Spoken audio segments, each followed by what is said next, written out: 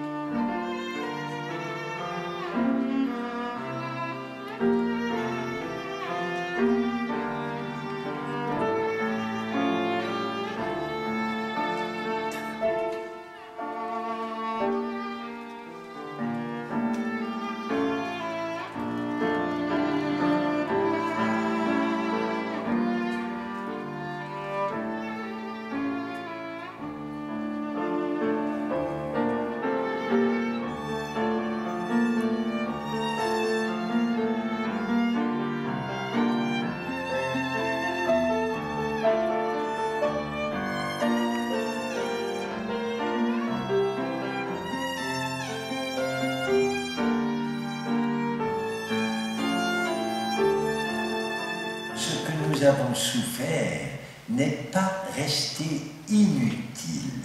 Le choc que représente le régime horrible hitlérien et les souffrances que nous avons connues ont donné lieu à quelque chose de radicalement neuf dans l'histoire des sociétés humaines.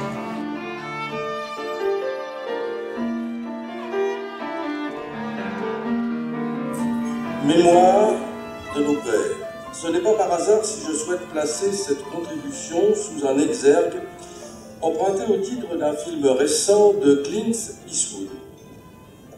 Parler de Dora et de sa mémoire, c'est aussi bien sûr parler dans un sens plus large de la mémoire de la déportation dont on ne peut le dissocier. Dora après Dora. L'indicible après l'innommable. C'est le cheminement de la conscience après le cataclysme. C'est aussi, au-delà des témoins, l'apparition de nouvelles générations successives d'enfants, de petits-enfants, d'arrière-petits-enfants qui sont autant de nouvelles consciences curieuses, inquiètes, toujours en éveil, qui, chacune à leur manière, sculpteront peu à peu ce mot, mémoire. On a répondu à l'appel du Parti communiste, qui disait « Un peuple ne doit pas vivre à genoux ». La veille du 11 novembre 1943, nous avons décidé d'aller faire sauter un pylône qui alimentait Merlin-Juin, parce que Merlin-Juin travaillait pour les Allemands. Ce soir-là, on avait rendez-vous pour aller au théâtre pour mon anniversaire. C'était le 10 mai 1944. Le lendemain, c'était le 11 novembre. J'avais comme obligation de conduire le groupe à la manifestation. Donc, j'ai fait partie des 1500 personnes qui ont été arrêtées. Et puis, j'ai été suivie. Et puis, voilà, la Gestapo a mis la main dessus. On avait commencé la résistance en juillet 40. C'est ça. Et venir mourir ici. Terrible.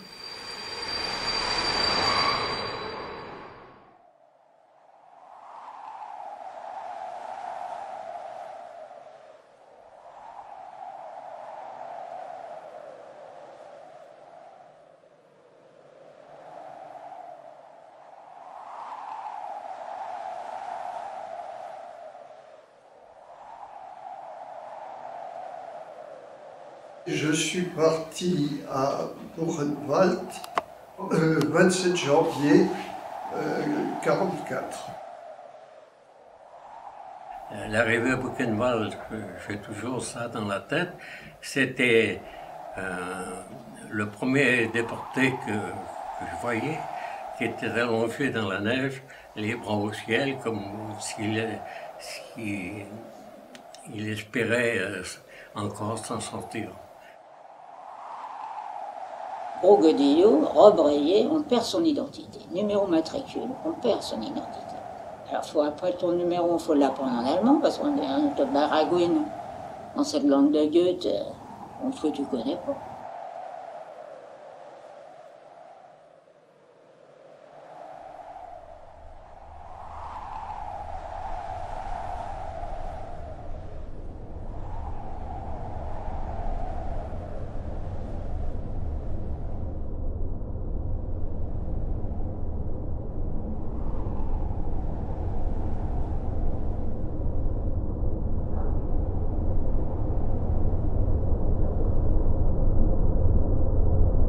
Je suis resté 6 semaines en quarantaine parce qu'il y a eu un cas de maladie contagieuse dans notre bloc, ce qui a prolongé la quarantaine.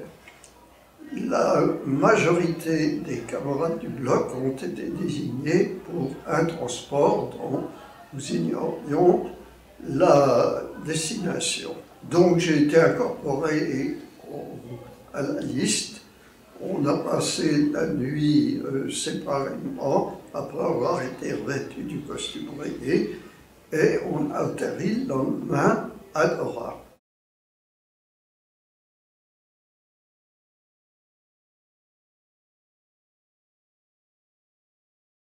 On nous a affecté le déchargement des wagons qui amenaient le matériel pour construire les baraques. Et ainsi de suite, on est resté. Et puis évidemment la première nuit au tunnel qui a été absolument épique, parce que alors, quand on croyait avoir tout vu à Buchenwald, et quand on est arrivé dans ce tunnel, et on a couché, donc on est resté pratiquement 8 mois dans le tunnel. On a couché 8 mois dans le tunnel. There weren't any sanitary facilities, so the conditions were incroyables. C'est là que j'ai fait la connaissance évidemment du tunnel dans lequel on a logé la première nuit, dans les conditions qui sont décrites habituellement. Je crois que la percée d'une des deux galeries n'était pas encore terminée. On voyait dans le fond des types qui s'agitaient dans une espèce de nuage de poussière. Enfin bref, c'était assez hallucinant. On a eu la surprise de voir la V2 dont nous ignorions complètement ce que c'était. Les souvenirs frappants, c'est les pendus qu'on a trouvés un matin en sortant du travail dans la galerie principale, pendus au bout d'un panneau. Hein. J'avoue que c'est pas un bon souvenir. Au bout d'un mois, au déchargement des camions et au terrassement, on a dit on va pas tenir le coup. Il y a un bruit qui circulait, faut se déclarer électricien. Et à ce moment-là, j'ai vu un capot, je suis allé écouter, et il demande Electrica. Alors j'ai dit, ça veut dire électricien. Alors on s'est déclaré électricien. J'ai été affecté au transport colonne. Le transport colonne, c'était de prendre des moitiés de V2 et les transporter de la gare où c'était arrivé jusqu'au lieu de montage.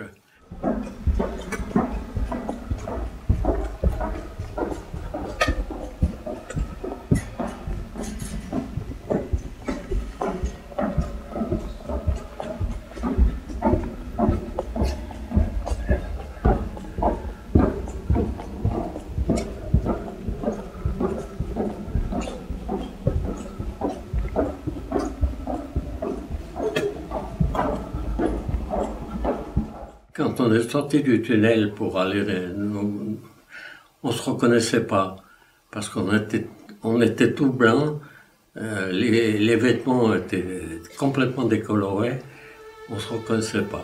À partir du mois de janvier, assez fréquemment, alors qu'on nous avait rassemblés sur la place d'Appel à partir de 7h30, quelque chose comme ça, qui faisait pas chaud, souvent peut-être 10 ou 15 en dessous de zéro, et on se retrouvait dans le noir absolu, à crever de froid, et en attendant que la lumière se rallume. Les SS comptaient et recomptaient sans arrêt, comme on était des milliers. S'il en manquait un, ben, ils recomptaient jusqu'à ce qu'ils aient trouvé pourquoi est-ce qu'il manquait. Ils se trompaient tout le temps, ils faisaient exprès.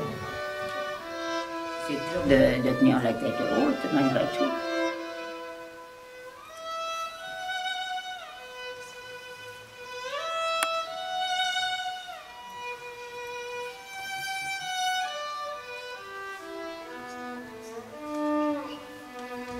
J'ai eu un camarade qui avait connu Roger Heinrich. Ils étaient partis ensemble. Et oui, j'ai bien connu Roger au Ribot. Nous sommes partis ensemble le 15 août. Buchenwald, Dora.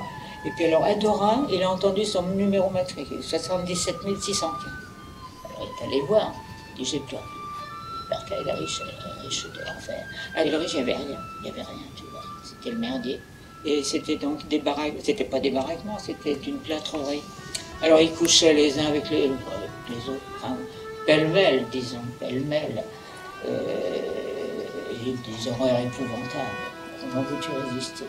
C'est pour survenir des riches, ce sont des miraculés, comme on rappelle Brun, qui avait été emmené sur la charrette des morts. Je trouve tout à fait extraordinaire la manière dont les Allemands, le courage qu'ils ont de regarder leur passé, il est très lourd à porter, et la manière qu'ils ont de transmettre et d'intégrer dans la vie civile, dans la vie de tous les jours, la mémoire, que ce soit par une petite pierre sur un trottoir, par une pierre sur une maison, que ce soit par les colloques, que ce soit par les programmes dans les écoles. C'est très fort et c'est très courageux et c'est très bien.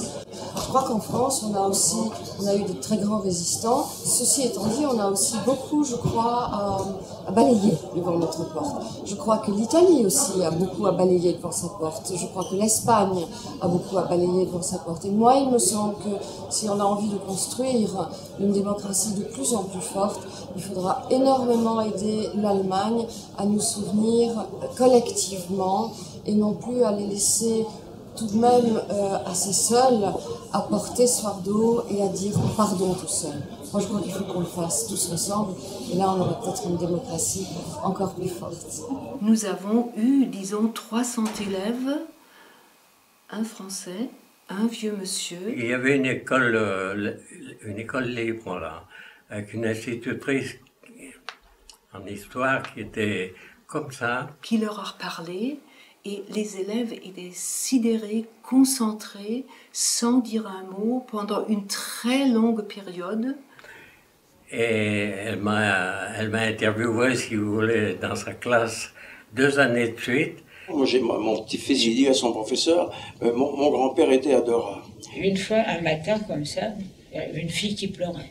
Une gamine, quoi. Une gamine, tu as 14-15 ans. Le professeur dit, mais écoute, Dora, c'est complètement ridicule. Dora n'a jamais été un camp. C'était une usine d'armement. Ça, j'ai été la voir. Elle me dit, quand je pose la question à ma grand-mère sous le régime nazi, elle veut pas me répondre. Elle a honte, peut-être. Alors, voilà, quand on répond des trucs comme ça, évidemment, ils sont pas informés, c'est tout. Et elle pleurait. Je suis convaincue que c'était un travail pédagogique formidable. Et je suis convaincue qu'il n'y a rien de mieux pour éviter les horreurs dont nous a parlé aujourd'hui, les horreurs actuelles.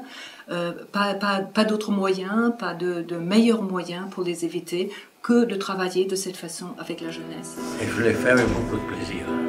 Beaucoup de plaisir.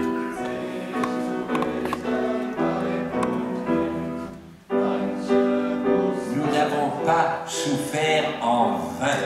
Nous avons été parmi ceux qui ont fait soit produit un nouvel ordre. Ce nouvel ordre est encore loin d'être parfait.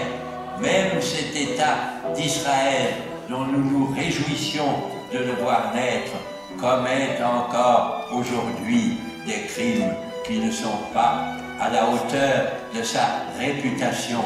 Même dans mon pays, la France, il y a des dénégation de certains droits de l'homme.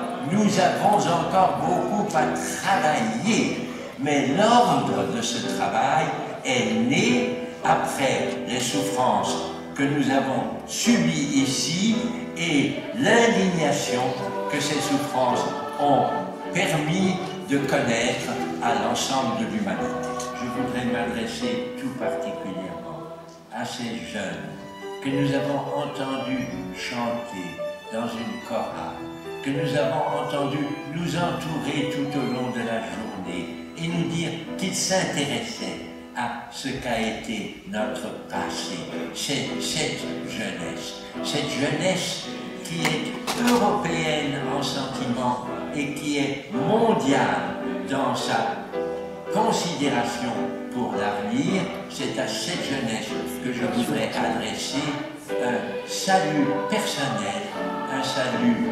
d'encouragement à devenir la génération d'un monde plus juste, d'un monde plus ferme, d'un monde moins violent et d'un monde de fraternité.